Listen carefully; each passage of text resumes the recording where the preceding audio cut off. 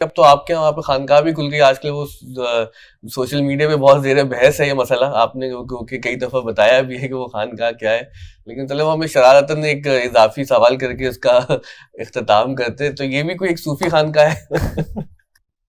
خانقاہ کو میں ایک ادارہ سمجھتا ہوں, اس میں کیا آپ نے پڑھانا ہے, کیا سمجھانا ہے, کیا فضا پیدا کرنی ہے, وہ آپ کا انتخاب ہے. لیکن خانقاہ ایک بہت عمدہ ادارہ ہے. میرے خیال کے مطابق ہمارے ہاں جو لوگ نفسیاتی مریض ہوتے جا رہے ہیں بہت بڑی تعداد میں, آپ کبھی اندازہ کر کے دیکھیے, خواتین میں خاص طور پر, اس کا علاج ہی یہی ہے کہ ہم اس ادارے کو زندہ کریں. ادارے کسی کے ساتھ وابستہ نہیں ہوتے. جیسے کچھ لوگ یہ کہیں کہ کالج یہ تو مغربی تہذیب کی چیز ہے, ہم کیوں قائم کریں. یونیورسٹی یہ تو لفظ ہی وہیں سے آیا ہے, ہمارے ہاں کے مدارس ہیں.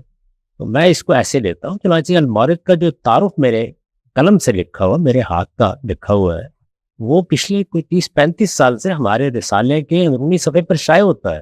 اس میں آخر میں لکھا ہوا ہے کہ ہمیں اس طرح کی خانقاہیں قائم کرنی ہے, یہ کوئی نئی چیز نہیں. تو اچھا, ہمارے یہاں بھی جو ہم دیکھتے ہیں مسجد میں عصر کے بعد روزانہ 30-40 خواتین آتی ہیں اپنے مسائل لے کے. اس میں ظاہر ہے کہ کچھ معاشی مسائل بھی ہوتے ہیں کہ ایک خاتون کے پاس پیسے ہی نہیں ہے کہ وہ اپنے بچے کو ہسپتال لے کے جائے.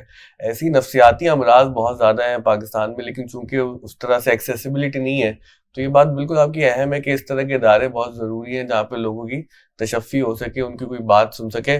اینی کنکلوڈنگ تھاٹس حسن بھائی, اگر اس کو ریپ اپ کرنے سے میں صرف یہ عرض کروں گا جو غامدی صاحب نے بات کی ہے